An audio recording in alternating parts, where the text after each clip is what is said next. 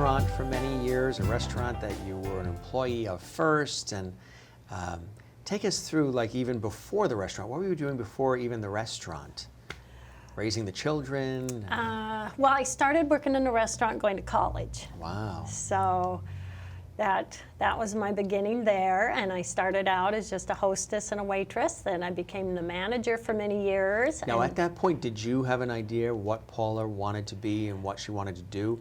Was there a trajectory that has led to what you're doing now, or? I did. I was going to college. I was going to be an accountant. Wow. I had it all figured out. I was going to have a little house with a sign on my porch. Right. Yeah. Right. And I ended up running the restaurant and then buying the restaurant, but the accounting came in handy. Sure. But I spent most of the time out with my customers and on the floor and did the bookwork. So it just shows, there you go. What direction, we never know what may open up. And did you dream of owning that restaurant, or it just happened to, I didn't in the beginning, but I fell in love with it. I did. I fell in love with it. What kind of restaurant was it? Yeah, Italian food. Ooh. You didn't bring any in your luggage, did you? Authentic Italian food. It was wonderful. Go to the West Coast for that, right? Yeah. So what experience, what did you learn from the experience of owning a restaurant? You're dealing with all kinds of personalities, all kinds of different people. People are coming to the restaurant not just for nourishment, but for an experience. They want their troubles left at the door. Sometimes they bring their troubles in the door. You deal with all types of people. So what was that, how did that restaurant experience enhance you and some of the work that you're doing now? It really helped me working with the public. You learn so much with that. You also learn to work under pressure. We're slow, we're slammed. You learn so much in that kind of situation. And then as I became a manager and the owner, you learn to work and be an employer. And I was very oriented that with the staff members, we're a team. We're a team in this business, and everyone benefits. And that really helped the restaurant be successful. And we had loved the customers. I loved my customers so much. Yeah. So did you hang on to the restaurant? Did you sell the restaurant? I eventually sold it. That must have been It was tough. like cutting my arm off. Like yeah. it was your baby. It was.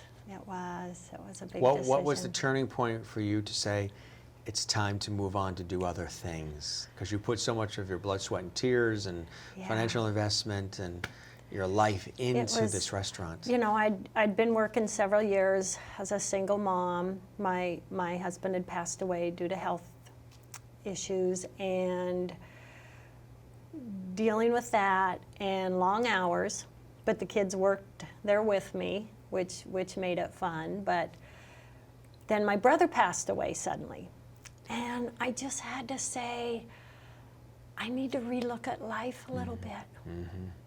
And maybe I should sell the restaurant. And I just kind of put that out there, and next thing I know, someone's offering me something, so I sold the restaurant.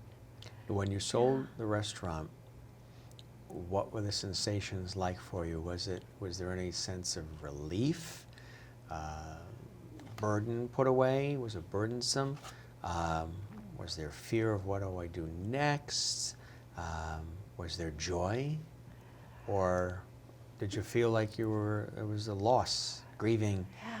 Well, at first it was like, okay, I'm going to have more time and more family time. And then it was like, literally, it was like I went through withdrawals because I'm such a people person, and I wasn't. And you were the star of the show. Everyone, people came to see you as and I much was like, as the oh food. my gosh.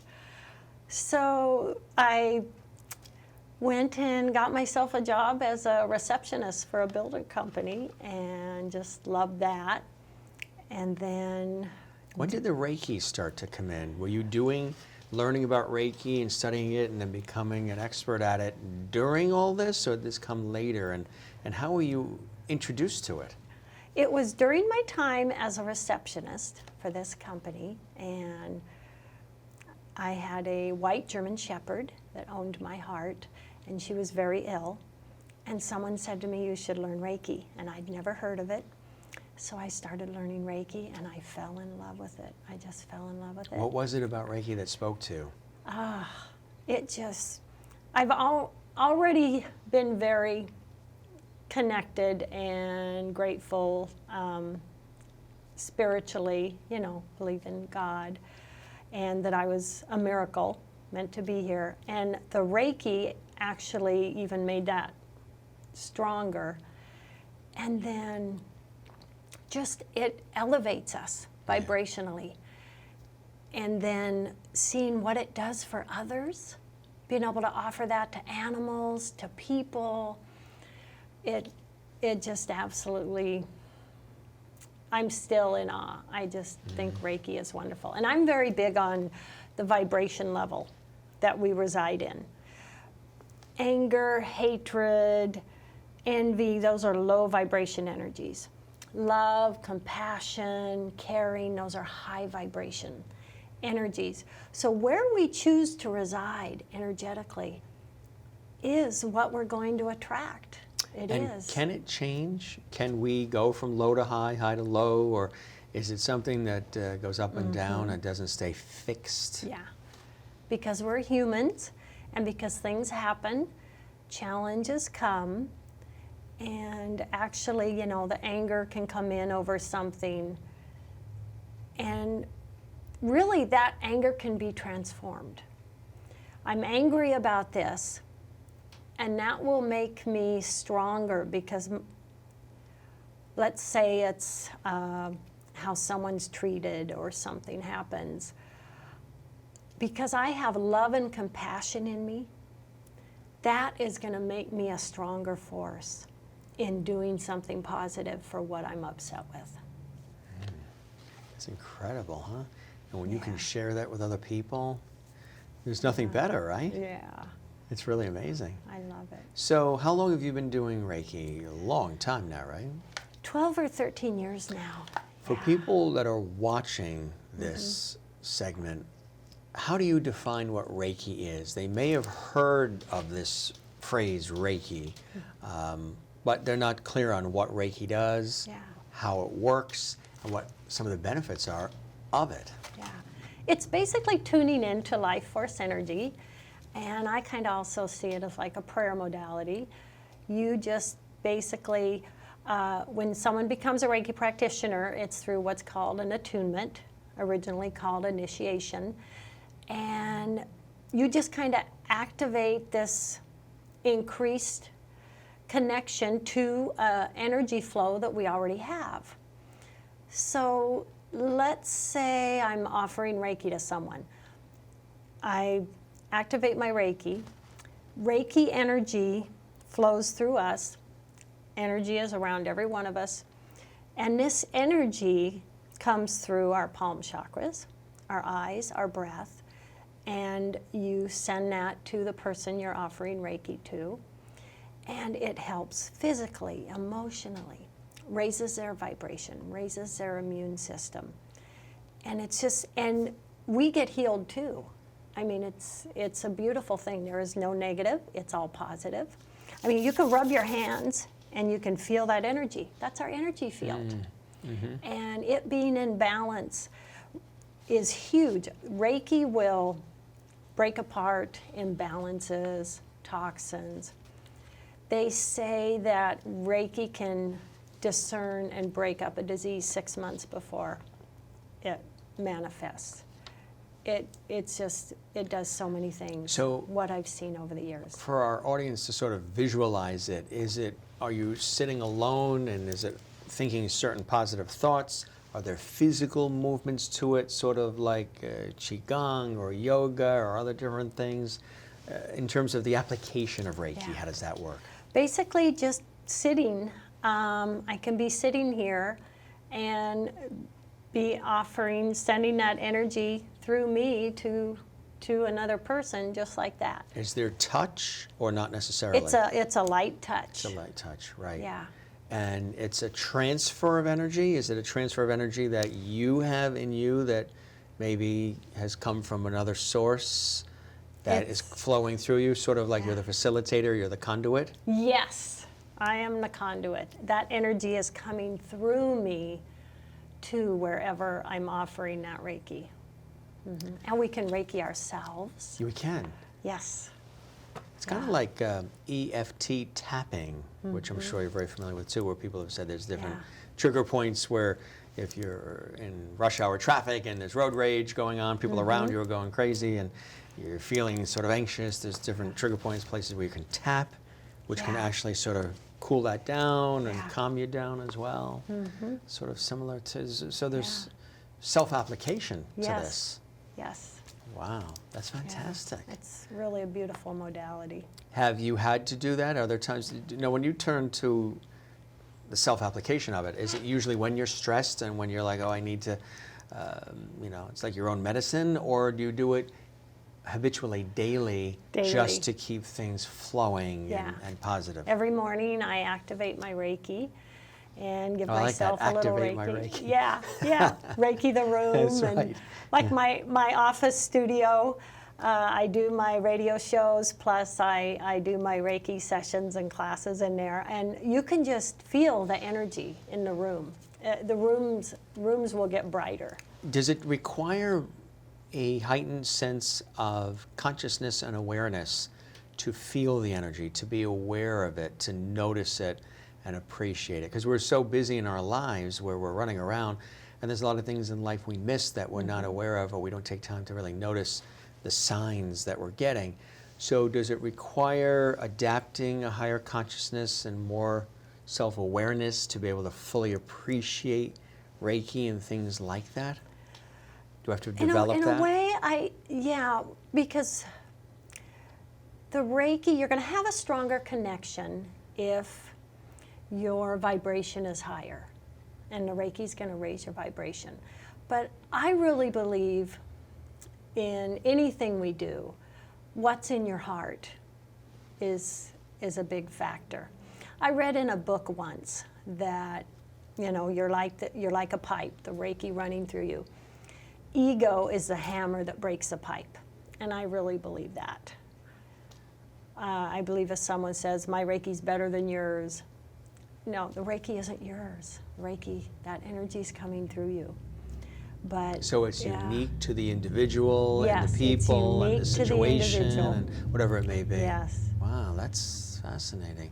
So it's not one size fits all. It's not a cookie cutter approach. It's tailored and customized for the individual and what their hopes and dreams and desires are and things of that nature, right? Yeah.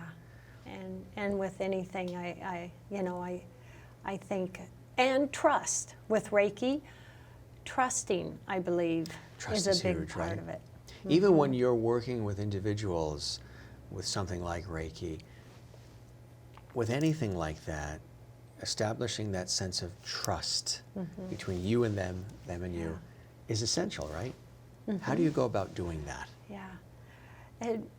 Well, it's usually if someone comes, they're fairly open, but sometimes you have someone, clients come unsure, resistant, the injury or something like, oh yeah, right. Right. And for them, I call them Reiki newbies, but just to see what they feel and experience. And because for them it's basically relaxing, it can help with pain. It's a beautiful thing to see that. And everyone's an individual, how much you take in. But then with that being said, with Reiki, with acupuncture, with medicine, anything, I believe our mindset makes a difference.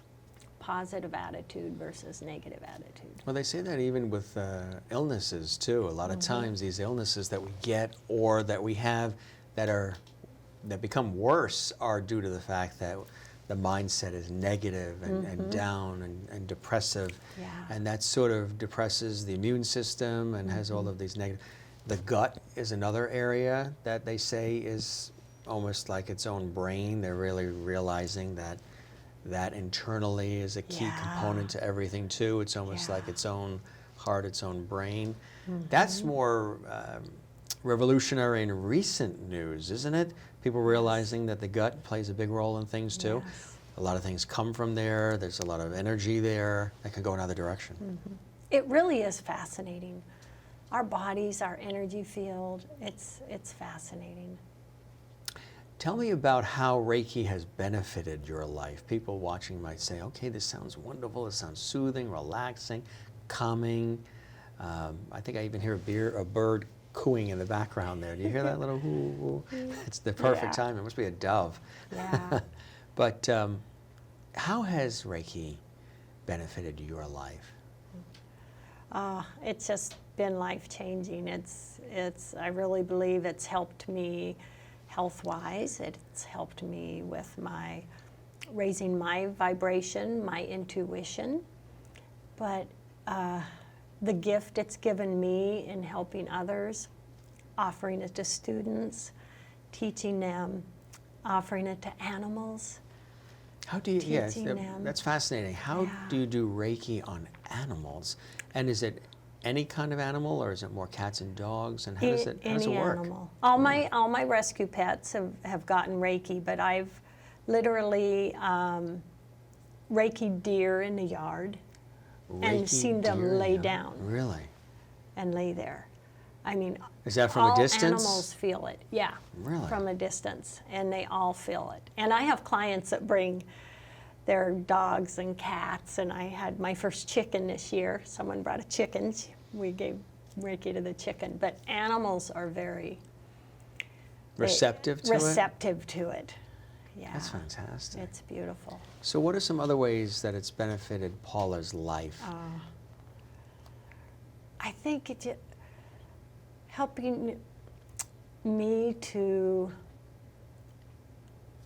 health-wise, Are you more centered, more balanced, vibrationally, more fulfilled? Yes, yeah, absolutely more fulfilled. And the joy of bringing that in my life and having that to not only enhance my life but share with others has just been beyond words. You're also writing a book. Yes. Tell us about this exciting book that you have been working on, and possibly when folks watch this segment, the book may already be out. Yeah. But tell us about the book. What inspired you to want to write a book and put pen to paper? The book is called Why Am I So Happy? And interesting title. Yeah, inspired me to write that and have that title is because I've always been asked that. People have come up to you and said, Paula, why are you so happy? Yeah, why are you so happy? The world is blowing up. What are you doing happy? Yes, and Interesting. I've had to explain it. And it's not that I haven't had challenges, and I know everyone does, but I really, really in my heart believe happiness is a choice we make, that we can choose that direction. And, you know, with what we look at, what we're grateful for. And I just, over the years, with sharing that with people, I decided to write a book. And it's going to talk about a lot of different aspects of why we're not happy, why we want to be happy, things that can trigger different things, different emotional triggers. I mean, are we I'm spending? really excited. Oh, yeah, it sounds fantastic.